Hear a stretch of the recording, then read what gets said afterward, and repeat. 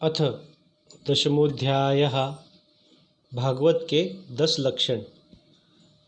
श्री सुखदेव जी कहते हैं, परीक्षित, इस भागवत पुराण में सर्ग, विसर्ग, स्थान, पोषण, उति, मनवंतर, ईशानुकथा, निरोध, मुक्ति और आश्रय, इन 10 विषयों का वर्णन है।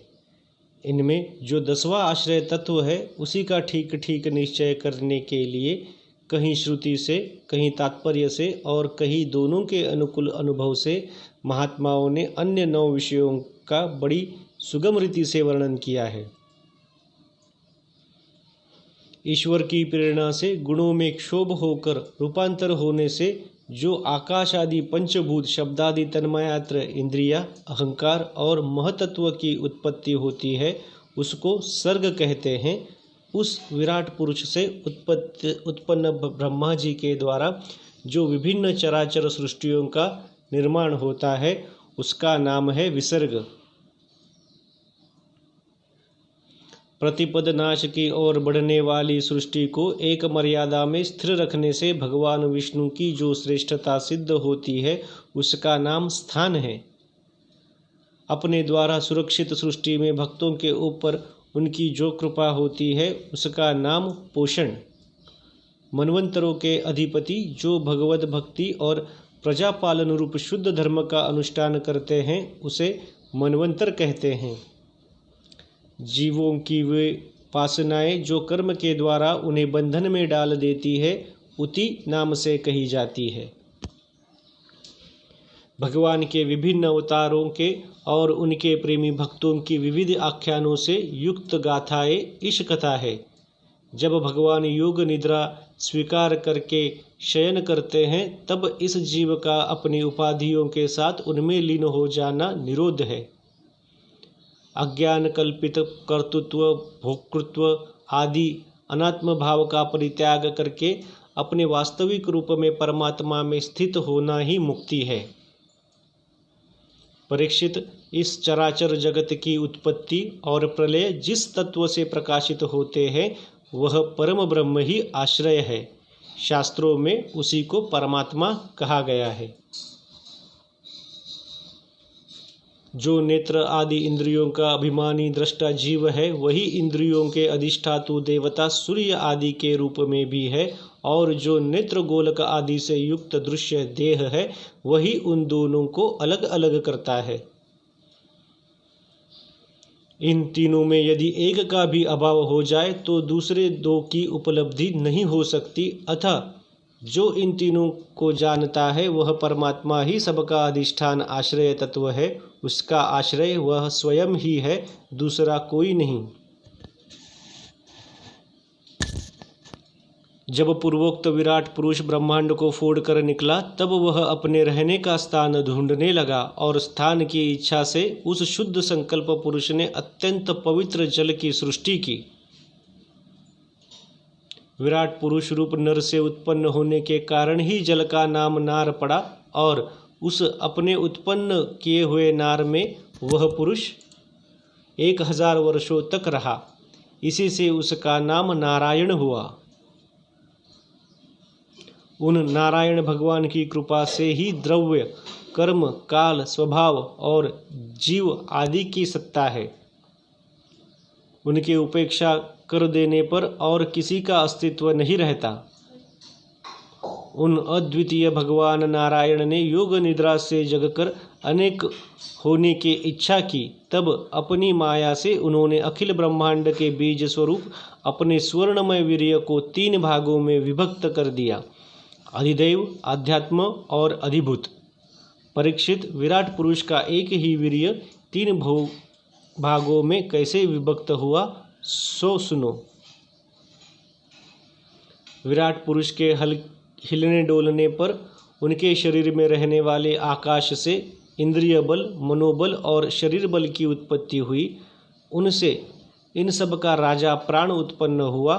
जैसे सेवक अपने स्वामी राजा के पीछे पीछे चलते हैं वैसे ही सबके शरीरों में प्राण के प्रबल रहने पर ही सारी इंद्रियां प्रबल रहती है, और जब वह सुस्त पड़ जाता है तब सारी इंद्रियां भी सुस्त हो जाती है। जब प्राण जोर से आने जाने लगा तब विराट पुरुष को भूख प्यास का अनुभव हुआ।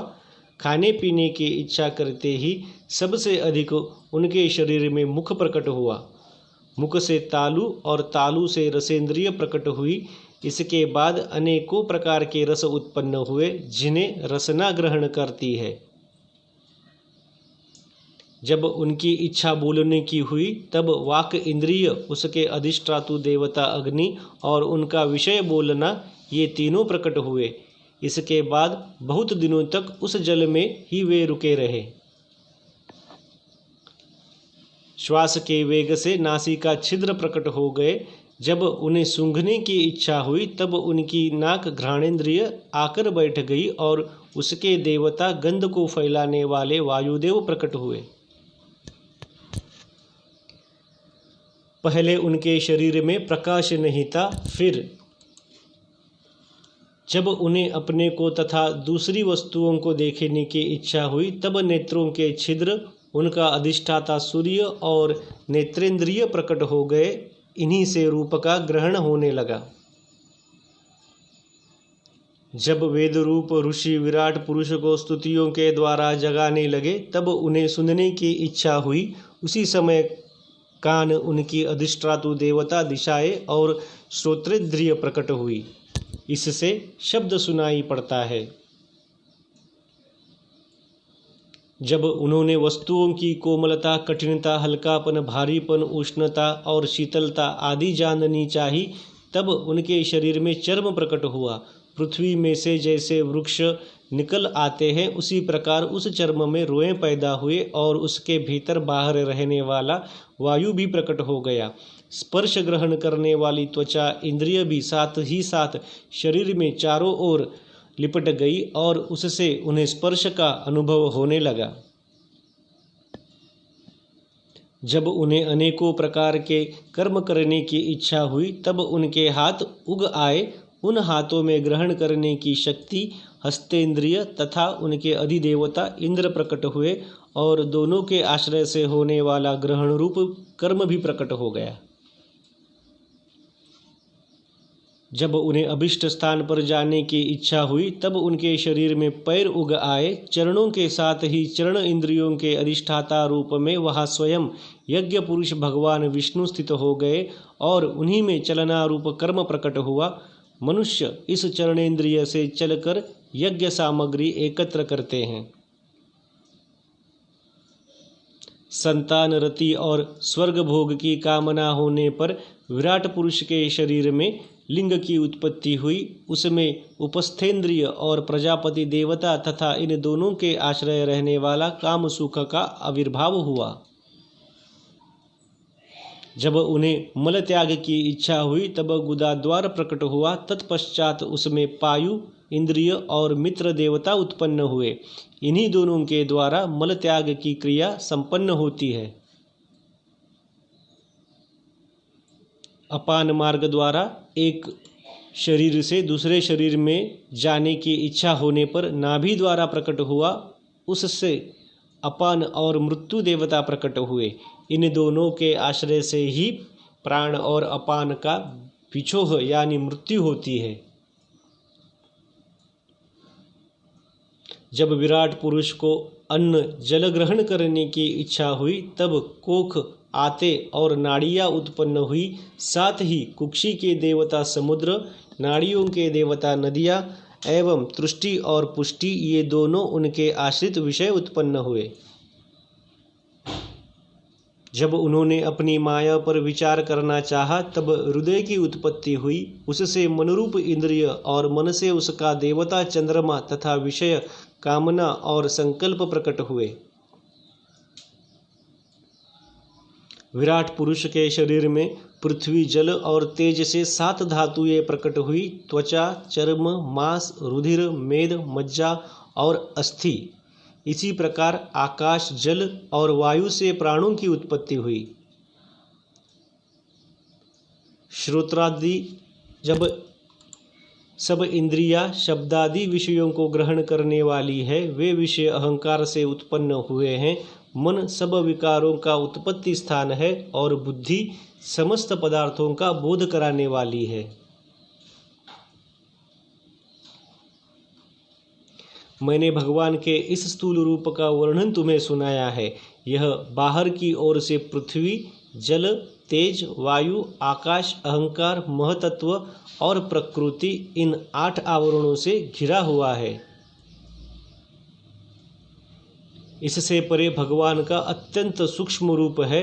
वह अव्यक्त, निर्विशेष, आदि, मध्य और अंत से रहित एवं नित्य है। वाणी और मन की वहां तक पहुंच नहीं है।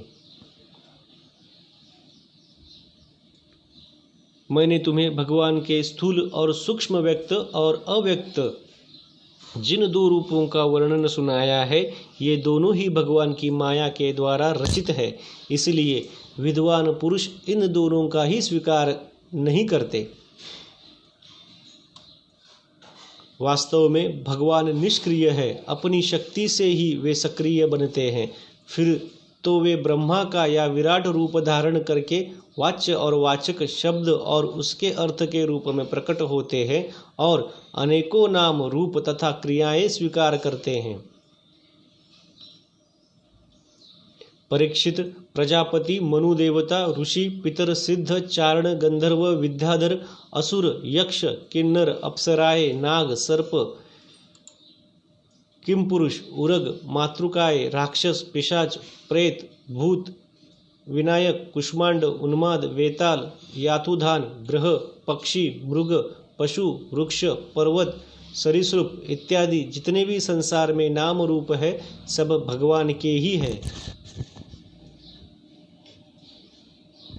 संसार में चर और अचर भेद से 2 प्रकार के तथा जरायुज, अंडज, स्वेदज और उद्भिज भेद से 4 प्रकार के जितने भी जलचर, थलचर तथा आकाशचर प्राणी है, सब के सब शुभ, अशुभ और मिश्रित कर्मों के तदनुरूप फल है। सत्व की प्रधानता से देवता, रजोगुण की प्रधानता से मनुष्य और तमोगुण की प्रधानता से नारकीय योनियां मिलती है।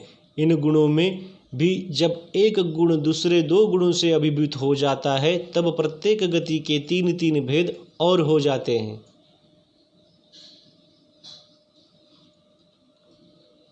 वे भगवान जगत के धारण पोषण के लिए धर्ममय विष्णु रूप स्वीकार करके देवता, मनुष्य और पशु, पक्षी आदि रूपों में अवतार लेते हैं तथा विश्व का पालन पोषण करते हैं।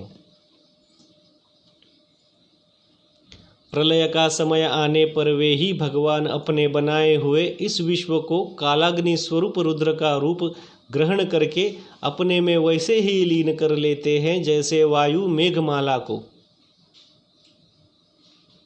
परीक्षित महात्माओं ने अचिंत्यश्वर्य भगवान का इसी प्रकार वर्णन किया है, परंतु तत्वज्ञानी पुरुषों को केवल इस सृष्टि पालन और प्रलय करने वाले रूप में ही उनका दर्शन नहीं करना चाहिए, क्योंकि वे तो इससे परे भी हैं। सृष्टि की रचना आदि कर्मों का निरूपण करने के पूर्ण परमात्मा से कर्म या कर्तापन का संबंध नहीं जोड़ा गया है। वह तो माया से आरोपित होने के कारण कर्तृत्व का निषेध करने के लिए ही है। यह मैंने ब्रह्मा जी के महाकल्प का अवान्तर कल्पों के साथ वर्णन किया है। सब कल्पों में सृष्टि क्रम एक सा ही है। अंतर है तो केवल इतना ही कि महाकल्प के प्रारंभ में प्रकृति से क्रमशः महतत्वादि उत्पत्ति होती है और कल्पों के प्रारंभ में प्राकृत सृष्टि तो जो की त्यों रहती है।